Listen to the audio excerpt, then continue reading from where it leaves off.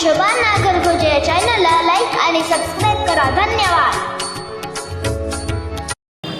भस्मासुर नावाचा दैत्य होता. त्या भस्मासुराला महादेवाने एक वरदान दिलं होतं.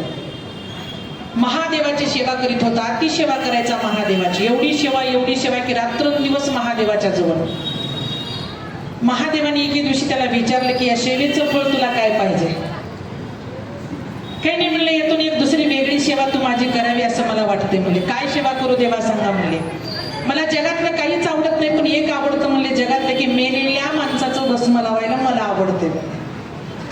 आजपर्यंत माझ्या जवळ बसून माझ्याकडे पाहण्याची सेवा केलास म्हणले, पण आता इथून पुढे मला भस्म आणून देण्याची सेवा करू. ठीक आहे म्हणले. महादेवाला भक्तीची परीक्षा घ्यायची होती. भक्तीची पराकाष्ठा घेतल्याशिवाय देव आपलं सत्व कधीच सत्व पाहिल्याशिवाय तुम्ही आम्हाला यश देत नाही. जा म्हणले प्रत्येक माणूस मेला की त्याची राख आण मला आणून दे, मी माझ्या अंगाला सर्वांगाला लावतो. म्हणले एक 8 दिवस फिरला. दररोज सकाळी मेला की संध्याकाळी मौता झाली की त्याची राख आणून द्यायची, महादेवाने अंगाला लावायची. आणि 8 दिवसाचा पान पलटलं की महादेवाने विचार केला आता माणसंच मारायची नाही, हा राख कुठून आणून देतोय पाप, कशी सेवा करील. 8 दिवस गेले की माणसंच मारायची बंद झाली. फिरू लागला या दिशेला त्या दिशेला त्या दिशेला या दिशेला. राख काही मिळेना. महादेव म्हणू लागले जोपर्यंत मला राख मिळत नाही तोपर्यंत मला समाधान वाटत नाही. सर्वांगाला राख लावलं तर मला आनंद वाटतोय, पण कसला भस्मासुर आहेस, अरे मला राख आणून देना. दोघांमध्ये वैरत्व निर्माण झालं. गुरु शिष्यामध्ये वैरत्व निर्माण झाल्यावर याने विचार केला. महादेवानं भस्मासुर म्हणू लागला मेलेल्या माणसाची राख आणून देण्यासाठी प्रत्येक ज्या माणसाच्या डोक्यावर हात ठेवतील ती माणूस जळून राख होईल, त्याची राख मला आणून द्यायचं. म्हणून भस्मासुराचा आपल्या डोक्यावर हात बसला की आपण जळून राख होतो. याने विचार केला जगातली माणसं तर मला कुणी दिसेना, माणूसच माझ्या पुढे येईना, कुणाला मारू कुणाला जाळून कुणाची राख आणून देऊ. याने विचार केला महादेवाच्याच डोक्यावर हात ठेवतो, महादेवालाच जाळतो, महादेवालाच राख देतो. म्हणल्या महादेवाच्या जवळ गेला की महादेव पळू लागले. पळत पळत पळत महादेव पुढे आणि भस्मासुर पाठीमागे. भस्मासुर पळता पळता पळता पळता महादेवाने विचार केला माझ्या जर डोक्यावर हात ठेवलं तर पार्वतीला सोडून जावं लागेल, जळून राख व्हावं लागेल. काय करावं. 3 वृक्ष एका ठिकाणी, वडाचं, उमराचं, पिंपळाचं. 3 वृक्षाचं बुडी त्यामध्ये गेले आणि दडून बसले. हा भस्मासुर बाहेर हाहाकार मारला, बाहेर ये महादेवा, तुम्ही वर दिलेला आहे, तुमच्यावर प्रयोग करायचा, तुम्ही बाहेर या, तुम्ही बाहेर या. तेवढ्यामध्ये पार्वती म्हणली बाई माझ्या पतीवर संकष्ट आले.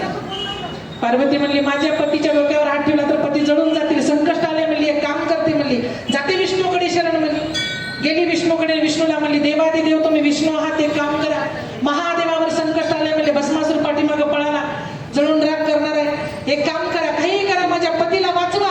पतीला वाचवा म्हणल्यावर विष्णूने सांगितले तुमच्या महादेवाला सोडलं माझ्या मागं लागलं म्हणून मी काय करू. एक काम करा देवा, तुम्हाला पुरुष रूपामध्ये जाता येत नसेल चालेल, पण स्त्री रूपामध्ये तुम्ही जा.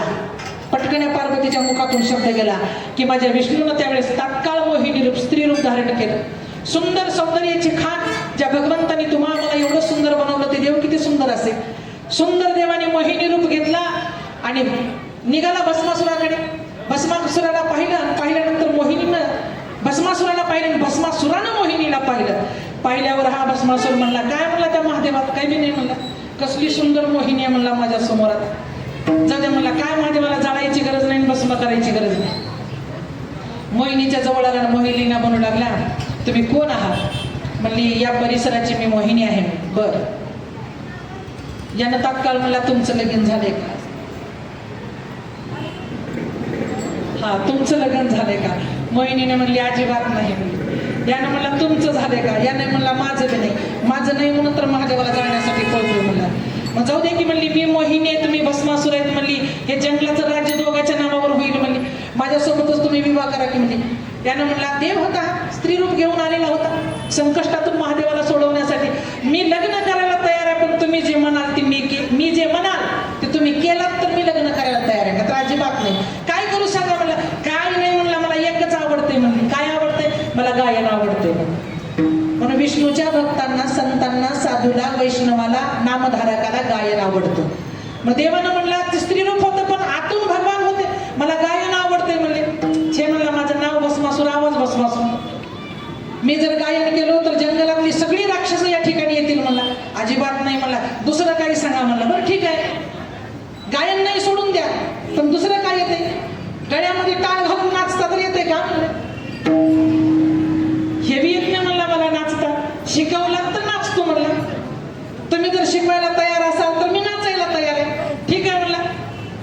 ज्या वेळेस मोहिनी रूप धारण करून आलेला भगवान कमरेवर दोन्ही हात विठ्ठलासारखे ठेवला. विठ्ठलाला रूप माझ्या मोहिनी रूपामध्ये दिसू लागलं. कमरेवर दोन्ही हात ठेवले. कमरेवर दोन हात ठेवले की एक गोर गरकी मारली, ज्याला घालील लोट्यांवर तुम्ही आम्ही म्हणतो. उजवा हात खांद्यावर ठेवला की त्याने उजवा हात ठेवला. वाकून गुडघ्यावर उजवा हात ठेवला की वाकून गुडघ्यावर उजवा हात ठेवला. परत गरम मन्या फिरला की डावा हात मोहिनी रूपामध्ये भगवंतानं डोक्यावर ठेवला आणि उजवा कमरेवर ठेवला. याने डावा हात आपलाच आपल्या डोक्यावर हात ठेवला आणि उजवा कमरेवर ठेवला. साक्षात भगवंताच्या समोर जळून राख झाला. ज्या महादेवानं वर दिले त्याला मारता आलं नाही, पण माझ्या विष्णूला स्त्री रूप धारण करून त्याला मारता आलं. म्हणून स्त्रीची ताकद भरपूर आहे. म्हणून तुकोबाराया हाक जर मारत असतील तर पुरुष रूपी भगवंताला हाक मारत नाहीस. स्त्री रूपी भगवानाची प्राप्ती झाली की जीवनामध्ये सगुणाची प्राप्ती होते. जोपर्यंत निर्गुणाची प्राप्ती झाली नाही तोपर्यंत सगुणाच्या मागे कितीही लागा. अगोदर घरात निर्गुणाची पूजा असते, जगात सगुणाची पूजा असते. मग घरात घट बसवावा लागतो आणि दर्शनाला मात्र बाहेर फिरावं लागतं. पण घरातला घट जर चुकला, घट हा कोण आहे? ज्यावेळेस सीतेच्या दारामध्ये रावण साधूचं रूप घेऊन भिक्षा मागायला, त्यावेळेस सीता मातेने हातामध्ये फळं घेऊन भिक्षा द्यायला निघाली. भिक्षा द्यायला निघाल्यानंतर 33 कोटी देवता स्वर्गातून सीतेच्या त्या झोपडीमध्ये प्रगट झाले. राम हरणाच्या मागे गेला आणि रामाचा आवाज ऐकून लक्ष्मण पाठीमागे निघून गेला. पण सीता मात्र एकटे रावण वेशामध्ये सीतेला स्पर्श करू शकत नाही. साधूचं रूप धारण केलं. पण सीता सहज दान देण्यासाठी निघाली आहे, पण रावण वश करील आणि सीतेला घेऊन जाईल. 33 कोटी देवता त्या सीतेच्या महालात झोपडीमध्ये प्रवेश आली आणि सीतेचे घट्ट पाय 33 कोटी देवतांनी धरले. माते नको जाऊ, रावण तुला उचलून घेऊन जाईल. सामान्य नाही, साधूच नाही. देवतांनो, रावण जरी असला, आत जरी रावण असला तर बाह्य रंगात तो साधू आहे. म्हणून मी अंतरंगाला त्याच्या पाहणार नाही, बाह्य रंगाला पाहणार आहे. तो साधू आहे. साधू दूध झाला नरुनी ठेला ठाईचं मुराला अनुभव. मला स्पर्श करण्यासाठी त्याला साधू व्हावं लागले.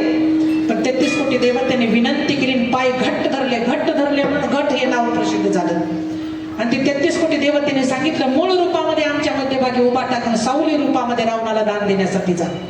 छाया ही दान देण्यासाठी निघाली आणि मूळ रूपातली सीता घरात घट्ट बसली. त्यावेळेस रावण निघून गेला छाया घेऊन. त्यावेळेस सीतेनं त्या देवताला विचारलं, देवतांनो याला कोणता सण म्हणून काय म्हणून साजरे करू? त्यावेळेस त्यानं सांगितलं, घट धरला तुझ्या पायाला म्हणून घट म्हण. एक मडकं कर मातीचं, त्या मडक्याला यामध्ये ठेव आणि याच्या भोवतालचं धान्य म्हणजे आम्ही 33 कोटी देवता तुझ्या घरामध्ये घटाच्या रूपाने आम्ही प्रवास करू. 10 दिवस तुझ्या घरामध्ये ज्यावेळेस आम्ही प्रवास करू त्यावेळेस 11 महिने 33 कोटी देवतेचं लक्ष तुझ्यावर असेल. किती देवतेचं? 33 कोटी. आणि 33 कोटी देवतेतली एक महत्वाची देवता तुझ्याकडे येईल, पण त्याच्यासाठी धीर धर. अभंगाच्या दुसऱ्या चरणामध्ये धीर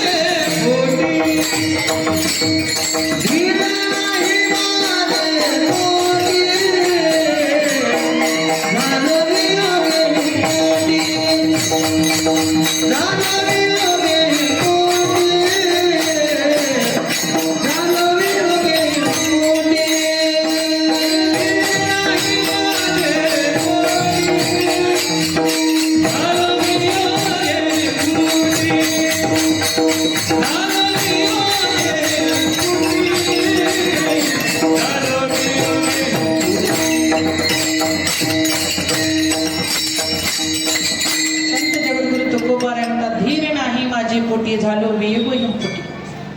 पहिला यज्ञ जर कुणी केलेला असेल तर पहिला यज्ञ दक्षाने केलेला आहे. पहिला यज्ञ सुरुवातीला देवी भागवतामध्ये त्याची सुंदर कथा लिहिली. पहिला यज्ञ केलं आणि यज्ञ केल्यानंतर 9 रूपानं माता भगवती प्रगट झाली म्हणून देवीची 9 रूप आहेत. ज्यावेळी ते 9 रूपानं प्रगट झाली त्यावेळी दक्षानं जोडलेली हात सोडली आणि विचार करू लागला, माते 9 रूपात तू प्रगट झाली पण कोणत्या रूपाची मी भक्ती करू मलाच कळत नाही. म्हणजे एक सुंदर देवीचं गीत आहे बघा. नवरात्रीला नवर झाले नवरूपे तू प्रगटिले नवरात्रीला नवर झाले. 9 रूपानं माता भगवती माझ्यासमोर प्रगट झालीस. कोणत्या रूपाची आराधना कोणत्या रूपाची मी पूजा करू तुला हात जोडून विनंती करतो माते, एक रूपामध्ये प्रगट हो म्हणले. आपल्या 9 रूपातली एक रूपामध्ये विराजमान झाली. आता काय इच्छा आहे दक्षा बोल. काही नाही माते, एक इच्छा आहे, तुझ्या रूपाला पाहिलो आणि मी भुलून गेलो म्हणून एक काम कर, माझ्या पोटी कन्या रूपानं तू जन्म घे. रात्रंदिवस मला तुझ्या मुखाकडे पाहता येईल म्हणून लेकीचं बापाचं प्रेम अतूट असतं बघा. मला तुझ्या रूपाकडे पाहता येईल म्हणून माझ्या पोटी कन्या म्हणून जन्माला येशील का. त्यावेळी तिनं सांगितले, मी कन्या म्हणून तुझ्या जन्माला येईन पण तुझ्या कुळाचा विनाश करेन, तुला चालेल का. जरी माझ्या कुळाचा विनाश होईल पण तुझाही विनाश होईल, तुला चालेल का. चालेल म्हणली, माझा जरी विनाश झाला तरी चालेल पण माझ्या पोटी कन्या रूपानं ये. कन्या रूपानं ये म्हणल्या पार्वती म्हणून त्याच्या पोटी 16 कन्या झाल्या आणि 16 कन्यापैकी एक पार्वती म्हणून त्याच्या पोटी अवताराला आली. अवताराला आल्यानंतर ज्यावेळी 16 कन्या आल्या त्यावेळी 13 धर्माला दिल्या आणि 3 शिल्लक राहिल्या म्हणून 13 पाय सध्या धर्माचे 14 पाय नाही 13 पाय आहे. 5 ज्ञानेंद्रिय, 5 कर्मेंद्रिय, मन, बुद्धी, चित्त आणि प्रत्येक माणसाकडे धरला तो अहंकार. ज्यावेळी ती 16 कन्यामध्ये पार्वती म्हणाली 13चा विवाह झाला आणि 3 शिल्लक राहिल्या. एकीनं सांगितलं अग्नीला करून घेणार, दक्षानं लग्न लावलं म्हणून अग्नी असतो. ज्या दिवशी यज्ञ करतो त्या दिवशी पहिली आहुती आपण अग्नीला देतो. दुसरीनं सांगितली मी पित्राला करून घेणार म्हणून आपल्याला कोणतीही पूजा करीत असताना बघा तुम्ही, हवन करीत असताना, यज्ञ करीत असताना आपल्या गेलेल्या 3 पिढीचे पिंडदान करीत असताना नावं घ्यावं लागतात. 3 पिढीचे आजा पंजा बाप. आता काही काही गावामध्ये गेलेल्या 15 वेळा भोजनासाठी सुद्धा भोजन घालतात, ज्याला आपण पितृपक्ष म्हणतो. 3 पिढ्या घातल्या जातात, आजा पंजा आणि बाप. शास्त्रामध्ये 3 पिढ्या घालणं गरजेचं आहे. 1 पिढी आपण घालतो आपला बाप आणि आपली माय, ते मान्य नाही सांगितलं. 3 पिढ्या जोपर्यंत तुम्ही घालत नाही तोपर्यंत ते शास्त्राला मान्यता नाही. तसं एक अग्नीला दिली, एक पितराला दिली आणि सतीला मात्र सतीनं म्हणली मला महादेवाला करून घ्यायचंय पार्वती. यानं म्हणला जगात तू कुणालाही बोट दाखव मी त्याच्याशी विवाह करतो पण एक महादेव सोडला तर का. त्याचा आणि माझं वैरत्व आहे. वैरत्व म्हणल्यानंतर तिनं बापाचा न विचार करता महादेवासोबत विवाह केला. याचा राग परत दक्षाला आला आणि दुसरा यज्ञ कणखल या क्षेत्रामध्ये दक्षानं यज्ञ मांडला आणि त्या यज्ञाला सगळ्या देवताला बोलवलं पण महादेवाला विसरलं. आणि ऐका, ब्रह्म सरस्वती, विष्णू लक्ष्मी आणि महादेव पार्वती जिथं नाही तिथलं तुमचं कोणतंच कार्य यशस्वी नाही. तिन्ही देवता आल्याच पाहिजे. ज्यावेळी तिन्ही देवताला हाक मारू लागली, सरस्वती महत्वाचीच आहे म्हणून स्त्रीचं जगणं असं आहे की लेकरांना विद्या देते त्यावेळेस ती सरस्वतीच तिच्या जिभेवर प्रधान असावी लागते. मग पूर्वी शाळेत ते गाणं वाजत होतं बघा, हंसावरती बसून शारदे मयुरावरती बसून ये, हंसावरती बसून शारदे मयुरावरती बसून नेसून पितांबर गळा कमळाचा हार. ज्यावेळेस गळ्यामध्ये कमळाची माळ आणि अंगावर पितांबर घालून येते, कंबर पट्टा खचून शारदे मयूरावरती बसून. तू धावून ये. सरस्वती सुद्धा महत्वाची असते, पण ब्रह्म सरस्वती, महादेव पार्वती, विष्णू लक्ष्मी येणं गरजेचं आहे. त्यानं महादेवाला आणि पार्वतीला बोलवलं नाही. यज्ञाची सुरुवात झाली, पण पार्वती बळ यज्ञामध्ये आली. यज्ञात आल्यावर यानं पाहिलं, बहिणीनं पाहिलं, गणागोताने पाहिलं, दक्षानं पाहिलं, तिला उत्तर दिलं, कोण बोललं तुला? तुला पत्रिका नाही, तुला मूळ नाही, तुला निमंत्रण नाही, तू काय? त्यावेळी तिनं सांगितलं, हे तरी माझ्या बापाचं घर आहे. बापाच्या घरी मुळाची गरज नाही, बापाच्या घरी पत्रिकेची गरज नाही, बापाच्या घरी मला मान सन्मानाची गरज नाही. माझ्या बापाचं घर आहे. होतं म्हणला, पण आता नाही. आता नाही बापाचं घर. आता असं जा माघारी. माघारी जा म्हणल्या दोघांमध्ये बाचाबाची झाली बाप लेकीमध्ये.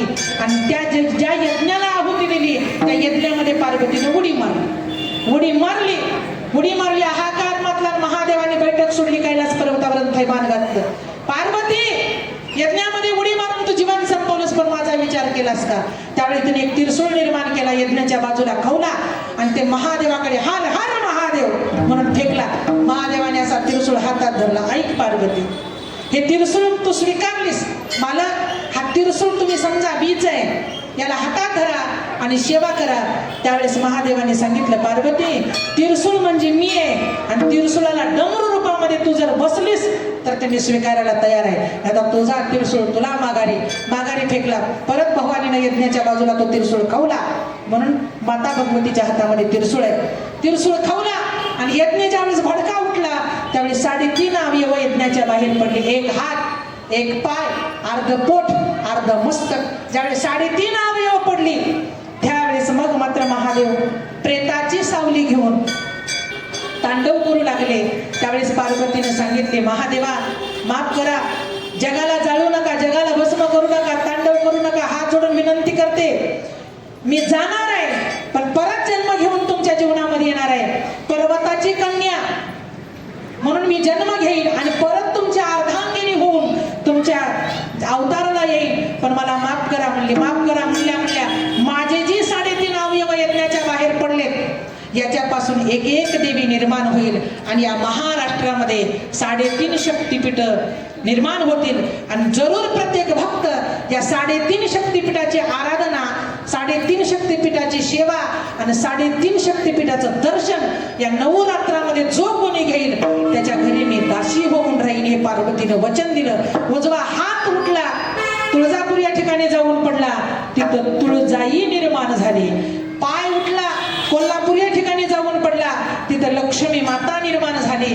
अर्ध पोट उठलं, माहूरगड या ठिकाणी जाऊन पडलं, तिथं रेणुका माता निर्माण झाली.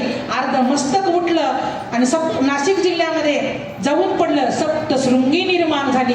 3 पूर्णपीठ आणि 1 अर्धपीठ. तुळजाभवानी पूर्णपीठ आहे, कोल्हापूरची लक्ष्मी पूर्णपीठ आहे, माहूरगडची रेणुका माता पूर्णपीठ आहे, पण नाशिक जिल्ह्यातली सप्तशृंगी हे अर्धपीठ झाली. पण 3.5 शक्तिपीठ या महाराष्ट्रात निर्माण झाली. जो कोणी या नवरात्रामध्ये 3.5 शक्तिपीठाचं दर्शन होतो, अंबिका माता त्याच्या घरी वास करते. विठाला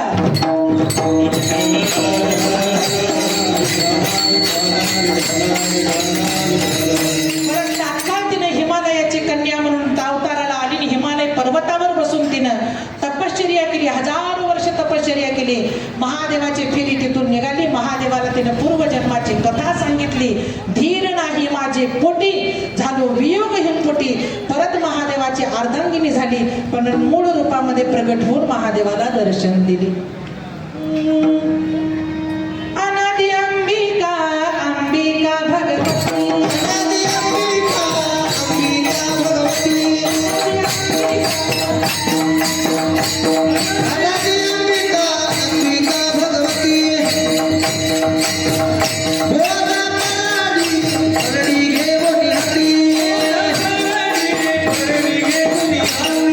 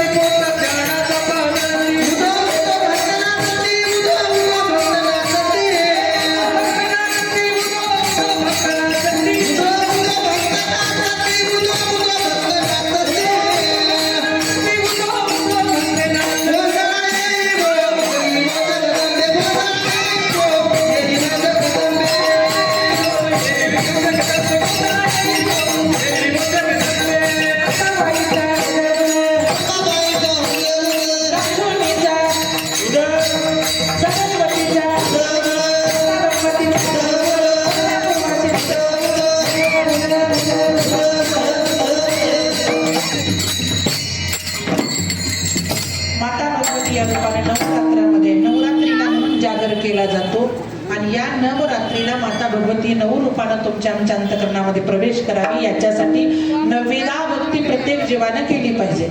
नवरूपा जर तुम्हाला आम्हाला पाहिजे असेल तर नवरूपातलीच भक्ती केली पाहिजे. पहिली भक्ती श्रवण कीर्तन विष्णू स्मरणम पादसेवनम अर्चनम वंदनम दास्यम सख्यम आणि आत्मनिवेदनम. ज्यावेळेस आत्म्यातून भक्ती परमात्म्याकडे जाते मग धीर नाही माझे पोटी झालो वेगोर हिमपोटी करावे शीतळ. सगळ्या ताईनं सांगितलेलं लवकर डोक्यात बसतं, बापानं सांगितलेलं बसत नाही. कधी बघा कुणीही लेकराला आई सांगू द्या लवकर कळतं, बापानं सांगितलेलं कळतं का कळत नाही. तसं तो गोबाऱ्या म्हणतात करावे शीतळ आई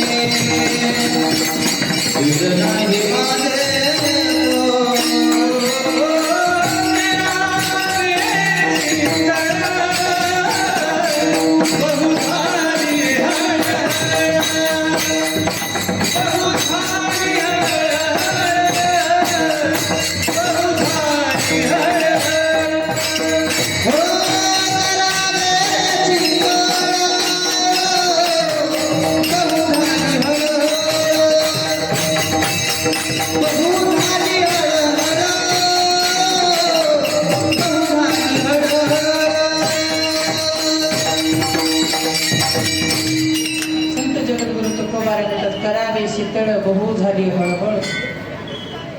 आई खूप वाट पाहिली तुझी तरी तुझी भेट होत नाही. पण आई रूपाने तुला हाक मारतो, मग वात्सल्य प्रेमाने तुला हाक मारतो, जिव्हाळ्यानं तुला हाक मारतो आणि अंतकरणातून तुला हाक मारतो. पण आईला हाक मारण्यासाठी 3 रूप, एक वात्सल्य प्रेम, दुसरं जिव्हाळ्याचं प्रेम, तिसरं अंतकरणातलं प्रेम. ज्यावेळेस अंतकरणातून तिला तळमळीनं हाक मारतो, लेकुराचे हित वाही माऊलीचे चित्त ऐशी कळवळ्याची जाती करी लाभाविन प्रती. जिची अपेक्षाच कशाची नाही प्रेम करते तिचं नाव आई. मग ती जगत जननी माता असेल किंवा जन्म देणारी माता असेल. म्हणून धाव घाली आई आता पाहते सकाळी. आता मात्र मी वाट पाहत नाही, तुझं रूप तुझं नाव आणि तुझं नाव मला आवडतं म्हणून तो आलं पाहिजे. धीर नाही पोटी आता मला मात्र दम निघत नाही. एक काम कर, तुझ्या अंतकरणामध्ये मला साठवून घे. धीर नाही पोटी झालो वियोग हिमपोटी. थांबावं वाटत नाही, तुला भेटावं वाटतं. जसं तुझी माझी भक्ती असे कन्या सासूयाशी जाये मागे परतून पाहे तैसे झाले माझ्या जीवा आणि केव्हा भेटसी केशवा. मला भेट करावे शीतळ भाऊ झाली हळहळ. या नवरात्रामध्ये माता भगवतीची प्राप्ती होते, माता भगवतीची सेवा. तसं जर विचार केला तर आपल्या धर्माने आपल्याला प्रत्येक महिन्यामध्ये एक सण नेमून दिलेला आहे. ते आपण करतो मोडतो करतो मोडतो करतो मोडतो करतो मोडतो. प्रत्येक सण बघा, कोणताच सण आपला करायचा आणि ठेवायचा नाही. त्याला 8 सण तयार करायचं आणि नंतर त्याला काढून ठेवायचं. पण मंदिरातली भगवंताची मूर्ती एक अशी आहे, घरातले सण आपण काढून ठेवतो पण मंदिरातल्या भगवंताच्या मूर्तीकडे 12ही महिने तुम्हाला आम्हाला पाहायला मिळतो. पण आपण जात नाही म्हणून ते आपल्याला दिसत नाही ना. आपण गेल्यावर आपल्याला जवळ घेतल्याशिवाय राहत नाही. तुका म्हणे जवळी आले आणि उभे केले समचरण. विठोबा रखुमाई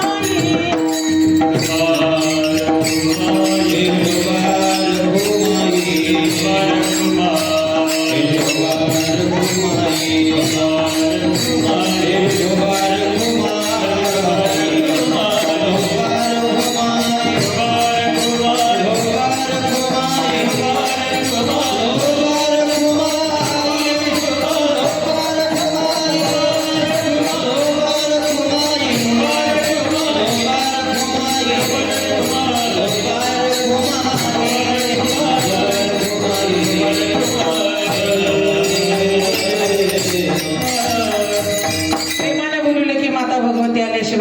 प्रेमानं तिला एक वेळेस हाक मारतो. अंबाबाई लाडे लाडे अंबाबाई लाडे लाडे काग धरीला सरा धरीला सरा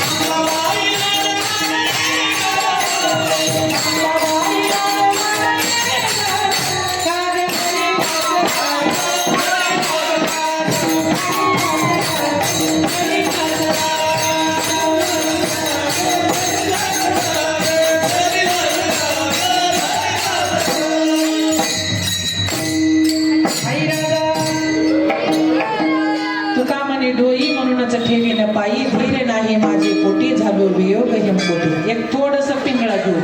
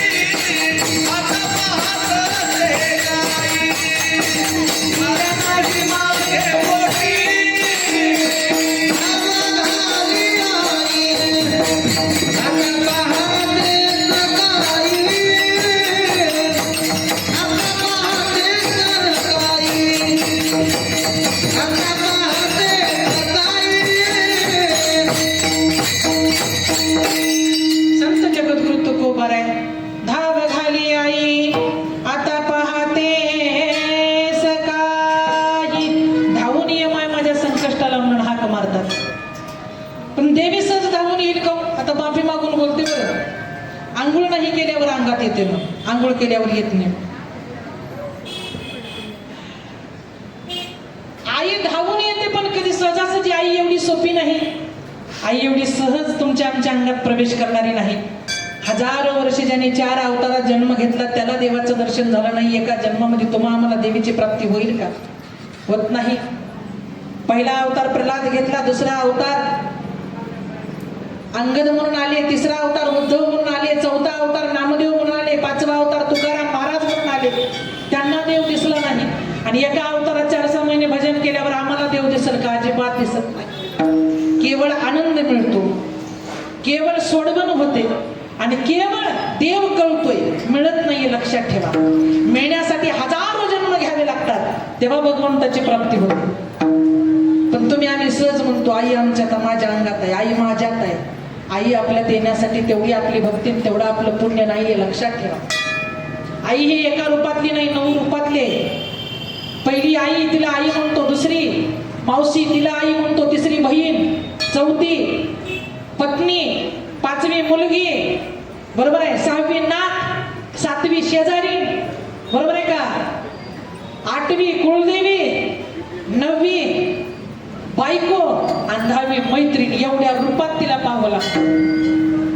याच्यापेक्षा 3.5 रूपात पहा म्हणून सांगितलं. पहिलं पहा, मुलगी ज्यावेळी जन्माला येते गौरी रूपात, पत्नी म्हणून जीवनात येते पार्वती रूपात, एका लेकराला जन्म देते लक्ष्मी रूपात, आणि म्हातारपणी नवरा मेला तर तिच्या नावापुढे नाव लागलं जातं ग आणि भा. त्यावेळेस ती असते आपल्या घरातली गंगा आणि भागीरथी रूपात. विठाला